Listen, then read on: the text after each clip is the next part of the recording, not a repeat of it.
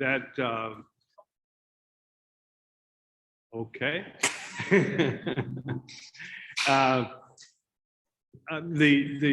That business model largely collapsed, and now we're in the world of funder and subscriber revenue, and so it's different. I think in some ways it's pure. I think that the media are now more closely linked to the audience, and that is to say it's not all bad. As I said, I think it's pretty similar to elsewhere. I think that we're going to discuss collaboration, but I think it changes the new model accepts the idea that we're sort of in media, all in this together, or at least a couple of us are going to be in this together. And I'll be interested in your questions to further delve into that, or Sam's. Well, I definitely want to delve into the idea of collaboration in a moment. But Lila, you know, seeing as you will lead what promises to be a pretty substantial newsroom in Cleveland, I have to imagine this, the idea of this germinated because leaders, media leaders, nonprofit leaders saw a vacuum or a deficiency of some kind. What's your read on why HAP and the Cleveland Foundation saw a need for a newsroom of this, particularly of this size? You know, I was part of recruiting residents of Cleveland for some focus groups a few years back. So this was probably at the end of 2018. And they were really asked, how do you get your news and information? And what's your relationship with news and information? And I think that's really kind of the seed that it's definitely in the newsroom that we're going to launch later this year. That's kind of the seed of what we're really, the foundation of what we're really going after. And what people were saying is, either the news isn't telling what I feel is a true narrative. Can you hear me? You can hear me? Sounds like it. Here? Okay, we're good. So either the news isn't giving what I feel is an authentic narrative for my neighborhood, or it feels irrelevant to me. So maybe it's coming in at a national level and I'm not understanding how it's impacting me in my daily life. So that's really what, you know, the niche we're going to be trying to go after in this newsroom. And I think that's kind of the piece that led to the launch of this. It's interesting you say that, and I actually had in my notes, I wanted to bring up something that I've covered personally. In 1968, shortly after Carl Stokes was elected mayor of Cleveland, he held a conference on mass media and race relations, orchestrated by his community relations board. And that conference resulted in some summary findings that the Cleveland Public Library digitized just a couple of years ago. And reading through those summaries are pretty interesting and instructive, I think, because they're very similar to observations I've heard today. Just to recap some of them, according to the media itself, they believed that they were fair and objective, and that in covering the Black community specifically, they sought a, quote, middle ground, and that though they acknowledged their shortcomings, they were, quote, trying and improving. Now, members of the Black community themselves, they believed that the mass media was just another name for the white media. They believed that white reporters lacked sensitivity, that the media failed to report on positive stories of the Black community, and that the media had failed to recruit Black reporters and other Black editorial personnel. That was in 1968. And as I look around the media landscape in Cleveland in 2022, I personally see the persistence of those observations. Was this reflected in some of those focus groups you were doing, Lila? It absolutely was. And I think, you know, it's not new information. I think people, you know, feel that the media just hasn't reflected them, and that it's been in many ways damaging, right? So in best case, maybe not giving the correct narrative, but in most cases, actually doing damage. So absolutely, I think that came through in what folks told us in those focus groups. Yeah, Jim, thoughts on that report and the endurance of those observations? Oh, absolutely. I remember 1968 very well, and that the reports about not just Cleveland but the nation, and particularly in cities. Okay, that the media were too homogenous. I will tell you that in my newsroom in 1968, where I was probably hired because the town I lived in was burning down or had burned down, that I was the first, you know, and while we're past that stage, we're still having to try to adjust to a changing world that is more inclusive. So yeah, I absolutely agree. Some of you may remember a fellow named Bob Magruder, who was I reported to when I was in Detroit, but he's the former managing editor of he was the former managing editor of the Plain Dealer. And he used to say that he was diversity. And I don't think Bob was saying, because I'm here, there is diversity, but he was saying it was in his bones. And I like to think I feel the same way about diversity, and I value it greatly. And it pleases me that the Marshall Project, both nationally and I hope locally, will reflect that diversity. And therefore, and that's not enough, therefore, this community will see a different kind of coverage, both from Lila's standpoint and mine. I'm curious how you both see yourselves fitting into the media ecosystem in terms of just sort of drilling down on logistics here. How many reporters, what sorts of beats you'll cover, how you see yourselves competing with other outlets.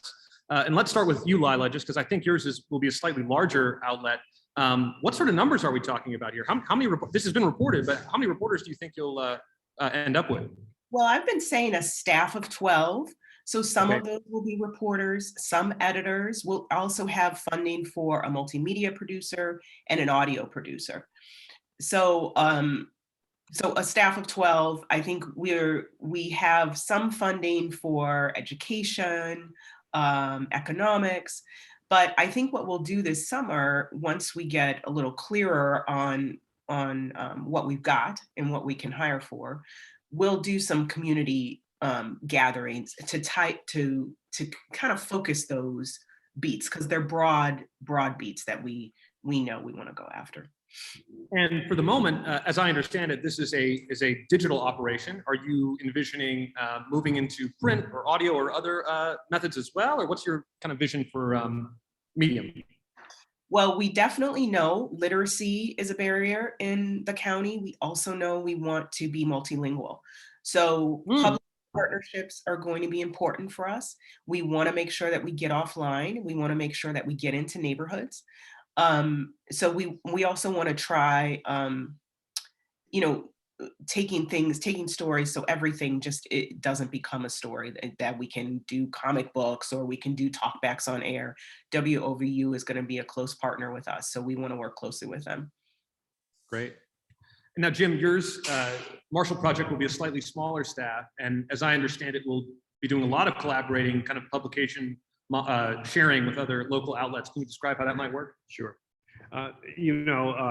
Collaboration is in the bones of the Marshall Project. It sees itself both here and nationally as a medium that not only goes out under its own banner, but also goes through other organizations. And so that's going to happen now here. And among those organizations will be Lila's.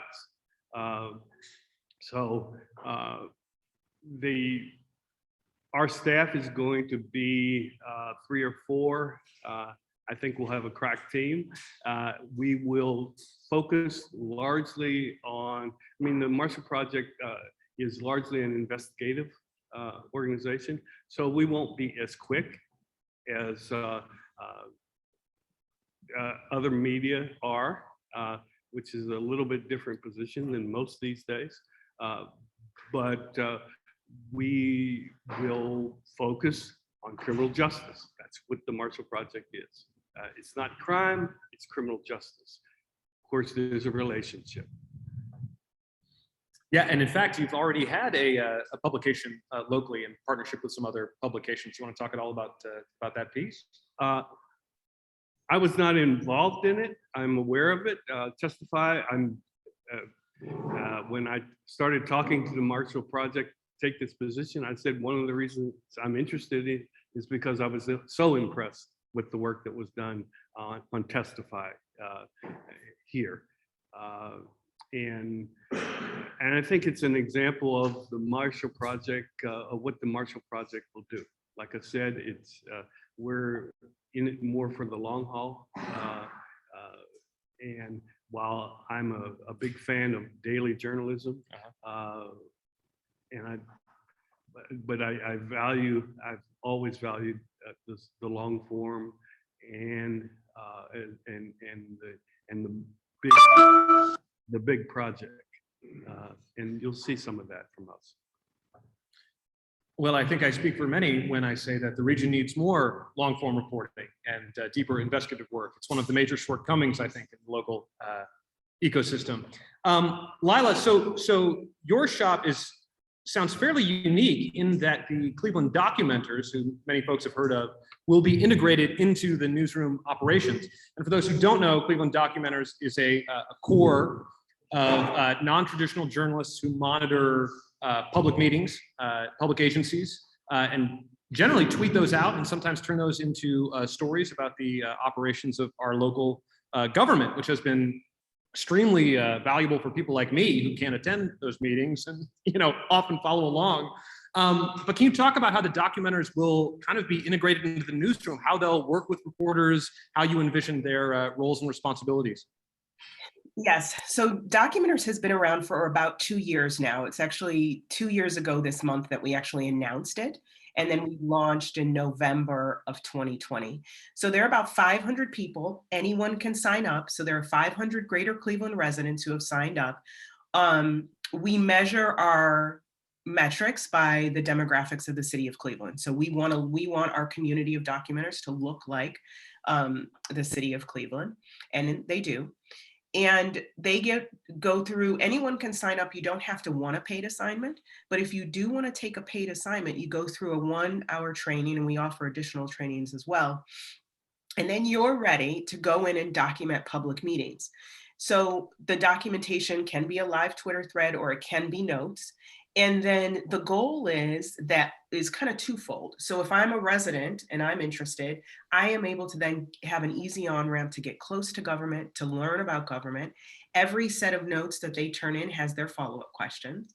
So then we also learn, where are people coming from? What are they interested in? And what are the questions they have about local government? That then has informed, we've been fortunate to get some outside funding to bring in some reporting and add that into our documenters' work. And so that then informs the work the reporters do. Documenters were part of the Marshall Project's Testify reporting as well. So that I say in this newsroom, we're going to build the newsroom around that documenters community. That community is it's a powerful community of people. They're really brave. They stepped out and did this when, this had not been something that residents in Cleveland did before. And they're really curious. And as you get going, you see the questions they have kind of shift and change. And they may even themselves connect with government and say, hey, why does this work this way? We had a documenter recently ask about parking when she was going to cover a city council meeting. So those are the things, those questions make small shifts that make public access easier. So in this newsroom, we want to build it around this community. So that means that in a lot of ways, reporters will be taking their direction from the work that's coming out of documenters. So I'm thinking of, like, you did a piece earlier this week on O'Malley and House and that direction, and you embedded online the tweet thread from documenter Alicia Moreland. So it can inform something that reporters do. It can also look like what we did with Testify, where documenters actually came up with questions they were interested in around the topic in conversation with one of the reporters. on from the Marshall Project, and then they went out and they did the interviews, and then the reporters from the Marshall Project were able to use those interviews to inform their work. So not everything that our reporters do in this newsroom will emerge from that documenters community, but that community is a great way to ground yourself in what's important to people. And it shifts that kind of structure so that instead of going to an editor and having an editor say yes or no and kind of having a top-down report, look at the news, you're really taking your not marching orders, but you're taking your direction from the community. Got it. That's fantastic. It sounds pretty exciting. Now, you two, both the Marshall Project and the Ohio News Initiative, or actually, Lila, can I ask, will there be a local name for whatever this is? I mean, I don't know what to call it. I've been calling it the Ohio Local News Initiative Cleveland Newsroom. Yeah, that's terrible. It will have a name. So right now we actually have an RFP out for a branding firm. Once we have that firm, then we'll do one of the summer projects is to work with, host community gatherings and begin to try to get at what is this going to look like? What do we want it to feel like? And then eventually, yes, choose it. Okay, so we'll be waiting with bated breath. So the Ohio Local News Initiative Cleveland Newsroom and the Marshall Project will be working closely together. Will you guys have an office? Are you guys going to be sharing space? What will the relationship be physically? We've agreed that we will share space. We haven't agreed on where it'll be because I don't think either of us knows. But, and I think it goes to the whole relationship. I mean, I should have mentioned that the documenter's role in Testify. And I should also mention that part of the excitement for me is being able to go forward with the same kind of help through AJP, through, what was that again? Yeah, the Cleveland Newsroom, the Ohio Local News Initiative. Right. To include the documenters in the work that we produce. And so I think that we'll be working out of some of the same place or places, and it will, I think the flow of information will go both ways between the Ohio Initiative and the Marshall Project in Cleveland. So both of your newsrooms are funded to some degree, and in fact, to a substantial degree by local foundations, the Cleveland Foundation in Lila's case and the Gunn Foundation in the Marshall Project's case. And speaking to some reporters I know, there was some hesitance about applying for positions at these outlets because of concern or skepticism about the duration of that funding. What's the plan for a long-term funding model? Will these foundations pony up after 2 or 3 years, or will there be active fundraising right out of the gate?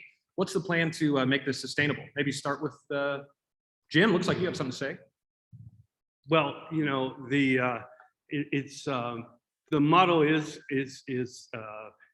based on support, on gifts, on donations. It's not a hell of a lot different than the model that says that advertisers and subscribers, to a less extent, we're gonna need us. What we count on long term is a need that needs to be fulfilled, that people respond to. That the New York Times and the Washington Post and the Wall Street Journal get a lot of their money from subscribers now. That's going to have to continue. That's going to be important to us. It's not just big foundations. Foundations are important, and what we expect to show them is that the public service that we are providing is valuable to the community, valuable for them. I know a fellow who's writing about a town, about a newspaper that died, and the folks in government were kind of happy that no one was watching, but then they found that they weren't getting the information, the people in the town weren't getting the information they need. I don't expect, I mean, first of all, the Marshall Project doesn't proceed unless it feels like it's got a good running start. And I think we have a good running start here. But you know, people respond to self-interest, and the self-interest in this community's case is the service that we hope to provide and garner support. And what we want to show is that there is enough support that people who care about the community will continue to support us. Lila, are you also contemplating a subscription model or some sort of reader-supported element? I think that's probably a part of a lot of the models that nonprofit newsrooms are using now. So you do want a portfolio that isn't overly reliant on philanthropy. But I do think it's important to say, you know, John Thornton, he's one of the co-founders of the American Journalism Project. And I heard him a few years ago talk, and someone asked him this question. And he said, you know, I tell philanthropy when they ask me, how long do I have to invest in this? I tell them forever. So I do think that philanthropy is a forever investor in this. Are they the sole investor? No, I don't think they're the sole investor, but I do think this is important enough that this requires kind of a long, substantial, long-term investment. That brings me to another potentially dicey topic, which is that philanthropies in Cleveland are, of course, major institutions that wield an enormous amount of power and influence locally. And I'm curious about their relationship with the newsroom. What, as editors, what sort of interaction are you having with the leadership of these local foundations? How, you know, will they have their fingers in editorial coverage at all? And what happens if they do? Well, first of all, they're nothing compared to car dealers, who I've dealt with for years. The foundations let me go back for one step and talk about the support of foundations versus others, the broader community. The law says that we have to have diverse support. So that's a part of going forward. But as far as diving into the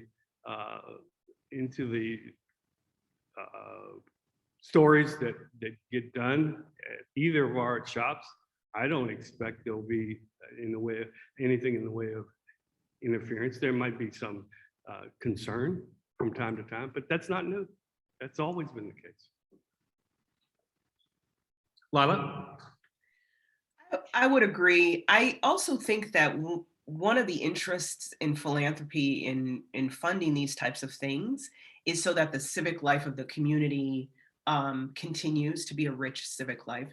So I'm thinking about, you know, documentaries, the documentaries reporter, Doug Brill-Pretoric, he did something on emergency ordinances last year. I was fascinated to see how his work helped inform council members. That when he was able to do that comparison with other cities and really kind of show them this is what's happening from a kind of, you know, a higher view, it was helpful for them too to think about their work. So I think from a philanthropic perspective, it's valuable. It's valuable if you know more about your community. It helps you with your funding perspective. But I think I, you know, completely agree with Jim. I don't expect that they would be involved in day-to-day, and you know, the same question about, you know, concerns, I think are the same types of concerns you might hear from advertisers in a traditional newsroom. In the past, I don't know, 6 years, I was commuting to Pittsburgh, where I was the president of the board of a nonprofit journalism organization. And during that time, there were lots of stories that or pieces that the foundations may or may not have been happy with. but we never heard of a real complaint. And I think it's because we know, and I think they know, that good, honest reporting is more important than special interest. Well, I hope the same is true in Cleveland, although I have more guarded optimism, I guess, about it. You touched on both the idea of attracting readers and a loyal readership, and I'm curious about how you think you'll do that, particularly in the first 6 months or a year in a landscape with a daily newspaper, multiple TV stations. How do you stand out to become a known quantity on the local journalism scene and to become a trusted source of news? Is it just the quality of reporting, or is it community events? What sorts of how do you build trust? Lila, let's start with you. I mean, I think for us, for the team of us who've been working on Cleveland Documenters for the past few years, we really see this as an opportunity to expand the capacity of that work and really build out this model that we've developed that's, you know, heavily influenced by the community building work going on in Cleveland. So we think that's how you build trust, the same way we've been doing it for the past year and a half to 2 years. So that does look like community gatherings. It does look like community gatherings that are facilitated in this kind of community network building way, that allow for everyone in the room to have voice, that allow people to pitch the questions they're interested in discussing. So every gathering kind of feels the same, but the quote unquote agenda is really determined by the people in the room. So we think that's the way to build trust. We think we've been doing that for the last few years, and we look forward to kind of being able to do more of it with this newsroom. Great. Jim? The Marshall Project's advantage is that it has a very specific area of focus. Right. And what we intend to do is add to the capacity to cover criminal justice. And I expect that we will add separately and together with the local media that exists now and will exist. Jim, I'm also curious, you've had a long and distinguished career in journalism as a reporter, an editor, a businessman, a nonprofit board executive. How is this position different from all those? You're leading a newsroom that's very small, very focused. What's your kind of approach heading into this new gig? Well, first of all, what I tell people about why I'm doing it is because a long time ago I covered criminal courts, and I think that there are stories that I want to see finished. A story I want to see finished, and so your question is really, again, about your approach to leadership and what this job is like compared to your previous jobs. Well, you know, the previous jobs have been in all those areas. This allows me to focus on one very important area, and I look forward to that. That's great.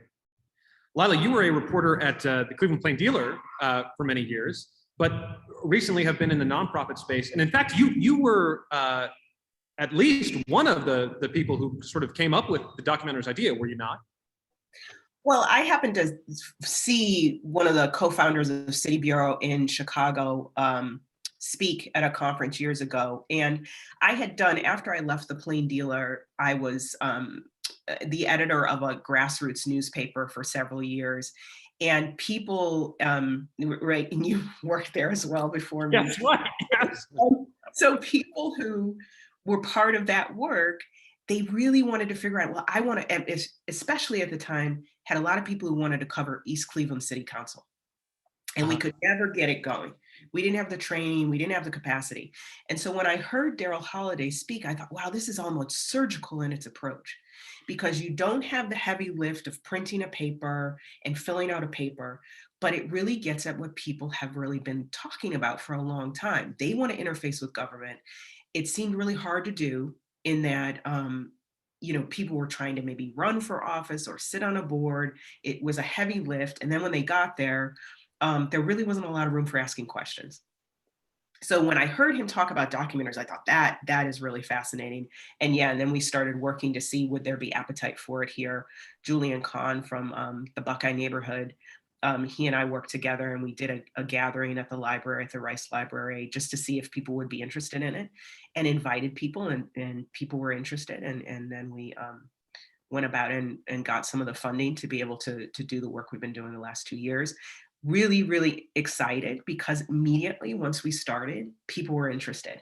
And we didn't know. We thought, people may say, oh, this really isn't what we're into, or maybe it's not interesting. But right away from the first assignment, sending people to the Board of Zoning Appeals, people came out jazzed. They loved the information that they were getting. Yeah, awesome. St. Julian, man the myth. So I want to move into audience questions in a moment, but I want to give you each an opportunity to talk about what you see. What will your outlets look like 1 year from now, in your view? What will success look like for you? And out of the gate here, as you start, what's one big story that you're not seeing, or kind of story area you're not seeing covered in Cleveland that you'd like to tackle in your newsroom? Can be specific or general. Maybe Jim, we can start with you. To take the second part first, I think there are, well, for example, I think one of the stories that has not gotten enough attention anywhere, it's been touched on, is the story of mental health and the intersection of mental health and criminal justice, from the street to the prisons. It is a major factor in our troubled communities, and I think that that's an area where I'd like to see us take a good look. A year from now, I think you, out of the Marshall Project, you will have read stories, seen stories, because it's not limited to what's in print, that tell you about the criminal justice system and about the problems and the possible responses to those problems in a way that no one has been able to do in a while, if ever. And the size of our organization will probably be about the same a year from now. But as I said, I think we're going to have a really good team of experienced people who know this community and will share that knowledge and their ability to cover the community. Lila? I would say a year from now, we've been able to produce, in partnership with partners like the Marshall Project or the Cleveland Observer, and others that we've partnered with, a series of stories that feel relevant to readers, that feel like things that they haven't seen before. I think that we've been able to produce explainers that kind of shine light on some of the inner workings of the city. That documenters have told us they're interested in more school board coverage, so that we've been able to make that happen. Maybe that we've been able to do some stuff around the Cleveland Police Commission or some policing issues. Maybe we could do that in partnership with the Marshall Project. And one of my dreams that comes from documenter Tila Patterson is to be able to do distribution assignments, so we can compensate documenters to take the information, hard copy information, into their own neighborhoods and hand it out to their friends and neighbors. I think finding interesting ways to get the information offline and into the community, it would also be a success. That's fantastic. Well, thank you both so much for that portion of the conversation. I want to open it up to about 15 minutes of audience questions. And then we'll have some time to eat and mingle and drink beer if you like. But let's go ahead and move on to questions from you all if you have any. Any questions? All right there. You can either just stand up and ask it, or I can try and yeah. Maybe. Or just speak loudly. Okay. If this is going to be subscription based, you have to produce a lot of stories. If you have paid, say, $10 a month, I like to read at least 10 stories a day. Any idea how many stories you will produce in a week or in a month? Number one. Secondly, how this is different from patch.com. Thank you. You said Patch, right? Yeah. Well, we aren't, when I say subscription, I mean the intent to read or hear and to give. I'm not talking about subscriptions in the way that we traditionally have thought of them with newspapers, that you send in your monthly payment and in return you get a product. What I'm talking about is appealing to your goodwill for the value that you're getting and that there are contributions. That in turn, whether you do it or not, but if we're producing the right way, there will be measurements of how many people are reading, in a sense, subscribing to what we do. And when people with resources see that response, see that it's fulfilling a need, they in turn will be more inclined to continue to give. If you think about it, there's no real self-interest in paying for an independent news organization unless the satisfaction is from the public service it provides. And that's what we intend to sell. I hope that's clear. Lila, do you have any thoughts on that? Did you hear the question? Only bits and pieces. Can you restate it? Sure. Well, the question was about kind of an elaboration on the subscription idea, and wanted to know sort of the kind of drilling down on the quantity of stories and how many stories will you produce to make it worth a traditional subscription? And then how do you see yourself differing from patch.com? Oh, okay. So yeah, I would give the same answer as Jim. It wouldn't be a subscription model. I think it would probably be something like a membership model. Right. Okay. We have been saying we would be daily, but I think we want to make sure we define that clearly so that it doesn't look like something that looks like Patch, or it doesn't look like maybe traditional daily news. But we think that we can produce information. Maybe it looks like an explainer. Maybe it looks like an on-air talkback with WOVU. Maybe it looks like, the comic book PDF that was part of the Testify project. And those types of things could be the daily work that's produced. I think that gets at the question.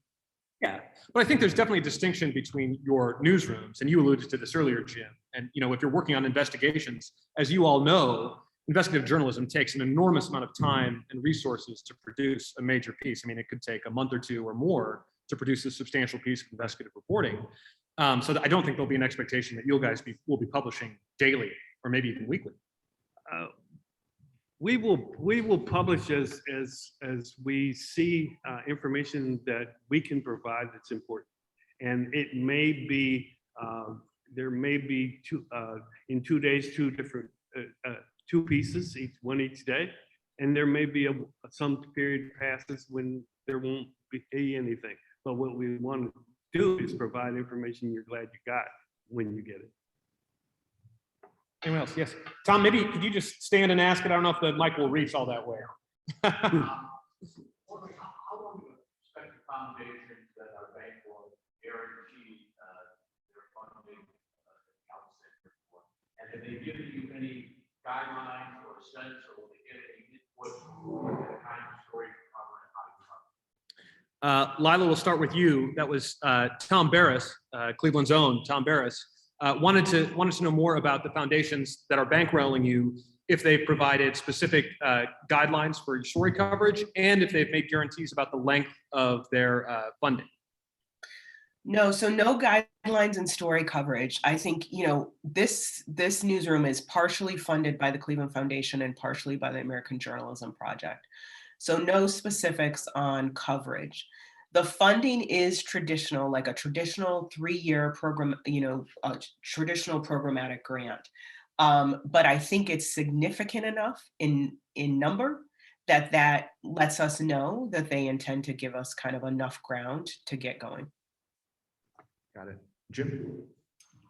The Marshall Project has a policy of not proceeding with a hire unless there's 3 years of coverage, of financial coverage for the positions.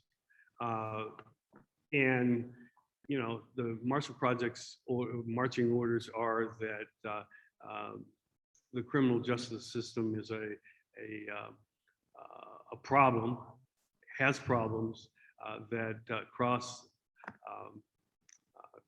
conservative, liberal, other political persuasions. Everybody understands that there is a need for improving. And nobody has been guaranteed what the Marshall Project is going to produce, except for the fact that it's going to be based on facts, not on point of view. Yes, sir. I want to follow up a little bit more on content. Personally, I already am challenged to find the time to read what I'm getting from the land and freshwater and sea, let alone Cleveland.com/the viewer. Can you talk about, is your content going to be, what kind of content will you each have that's so compelling to take that, so I spend my time reading yours instead of theirs, or is it additive, or is it new audiences? Or really, what's the focus of the content that you want to read? I want you to read it all. And the way I get you to read what we're going to do is doing something a little different, doing, I shouldn't say better, but something that you is either presented in a way or giving you information that you need and want.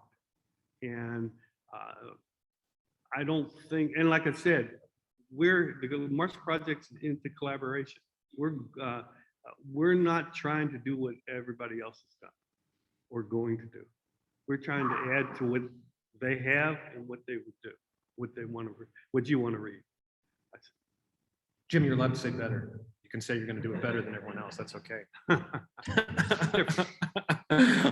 Lila, did you hear the question? I think so. Just what will make the coverage stand out? Sure. Yeah. Generally, especially in the cluttered ecosystem, too many other things to read. Why read you? So we're really going to measure our success by making, by centering Cleveland neighborhoods. So it doesn't mean that we only want folks who live in Cleveland to read what we produce, but we're really going to center Cleveland. So we're really focused on Cleveland neighborhoods and feel like those are communities who have lost reporting as the industry has constricted over the last several years. So that I think will make us stand out and make us a little different. We also, same as Jim said, are really into collaboration, right? In order to get what we do offline, we have to partner to do it. So we've had longstanding partnership with the Cleveland Observer. So we imagine that will continue. We imagine, you know, when the Marshall Project is doing work, we'll partner as well. So it's partnership is going to have to, we need it to make it happen, to take it offline. But I also want to say that we measure our success by the neighborhoods of Cleveland. Yes, ma'am. Hi, my name is Candace. My question is, how will these newsrooms have the opportunity to equip reporters covering Cleveland community? Sure. I want to make sure I understand. Equip reporters, you said? Yes. You mean like computers? Trainings or anything. Yeah. The Marshall Project has a robust national organization. And I expect that we will, provide the reporters the tools that they need. That comes out of out of the budget that's that's being set up even as we speak. Lila, did you hear that? How will we equip reporters? Will you equip reporters specifically to cover marginalized communities? Yes. So one of the beautiful things about this project is that it is well-funded. So we're excited to be able to add people as staff members with benefits and to be able to provide salaries that we feel are equitable. One of the things that I'm really interested in and that excited me about this job is that we get to build it from the ground up. And so, the idea of the budget, the idea of thinking intentionally about equitable compensation is all part of the conversation that we'll be having over the next few weeks. So we intend to do a really good job of equipping people and compensating people. Probably time for two more. So we'll do this one. And okay. Yes, you, sir. Thank you. My name is Sean. Specifically to Lila, I have two quick questions.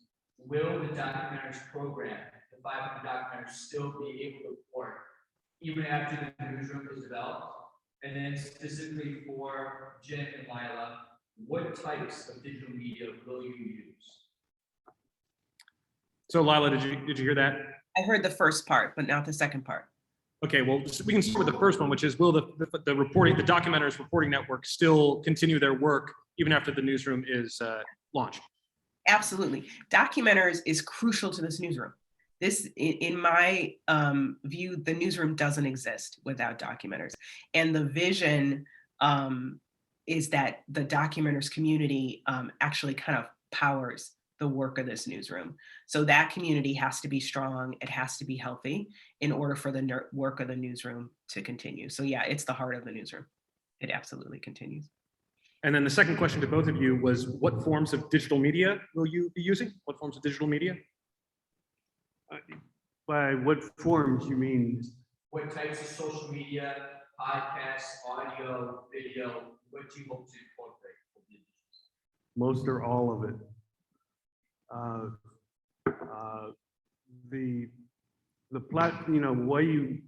The way we reach people today is through all of those different ways.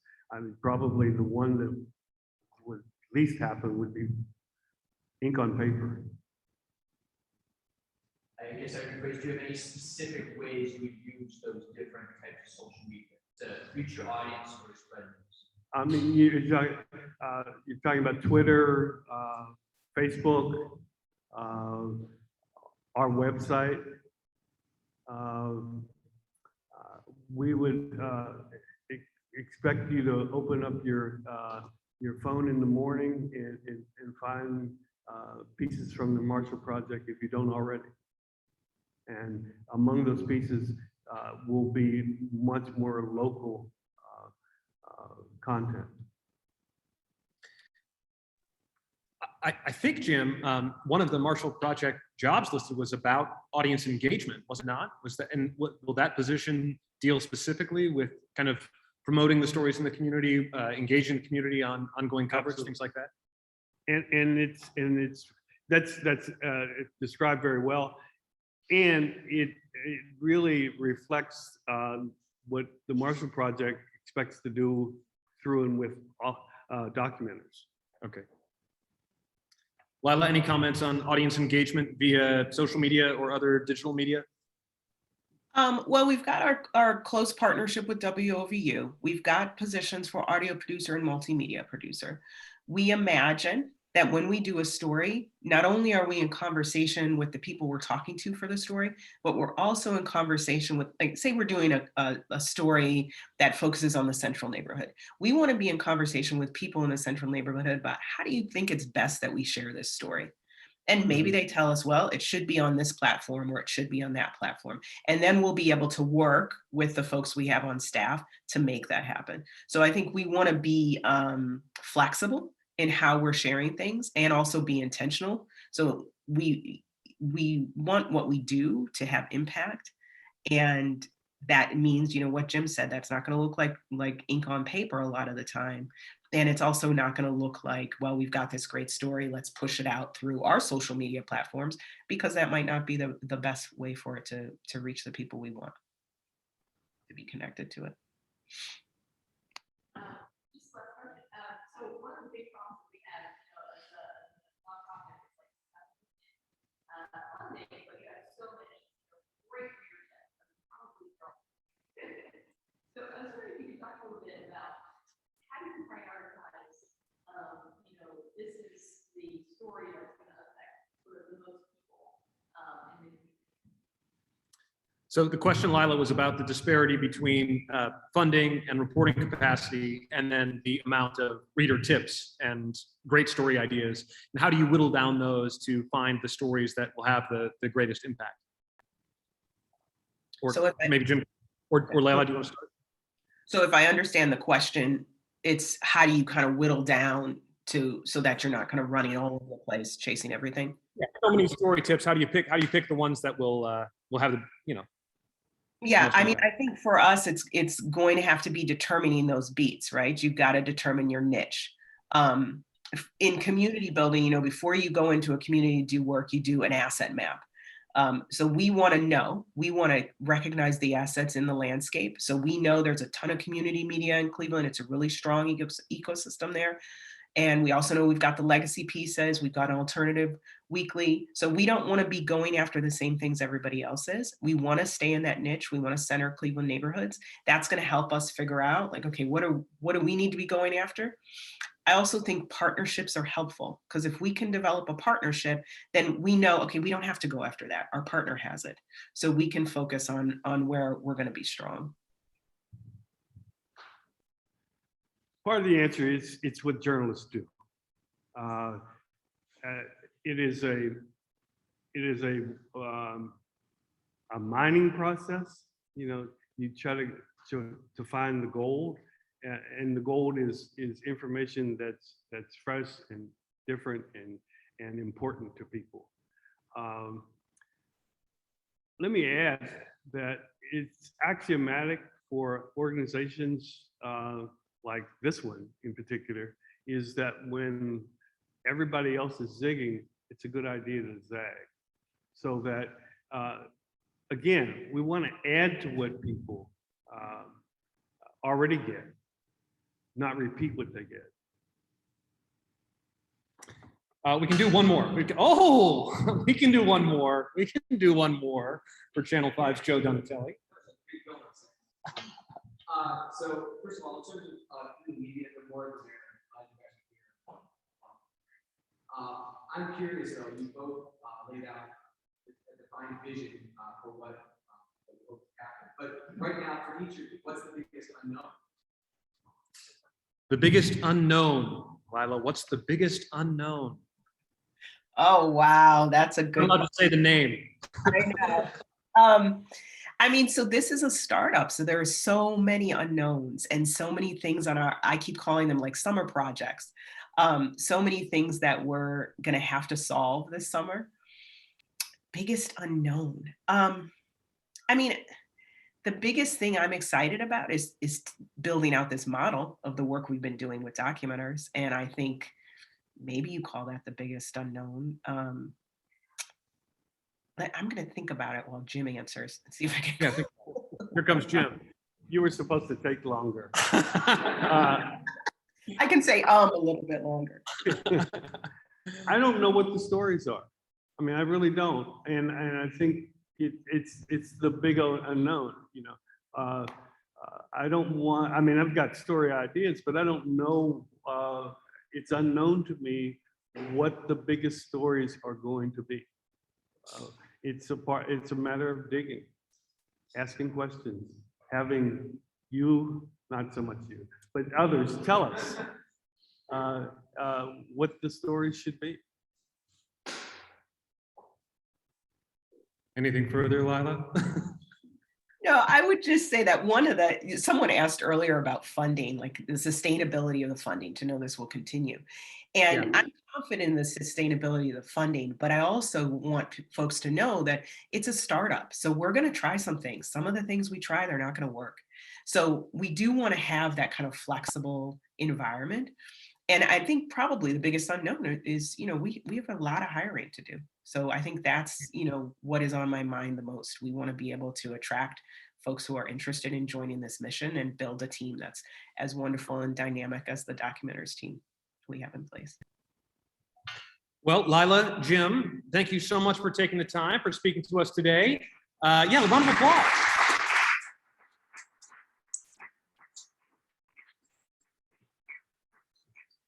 Denise has empowered me to adjourn this session. So Lila, please get some bed rest or whatever you have to do. Take your meds. Thank you so much for joining us via Zoom. And to everyone else, please have a beer, mingle for as long as you like, and please consider joining the press club if you haven't already. We'll see you around.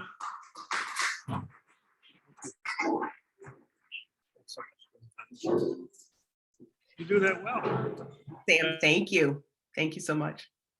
Bye-bye.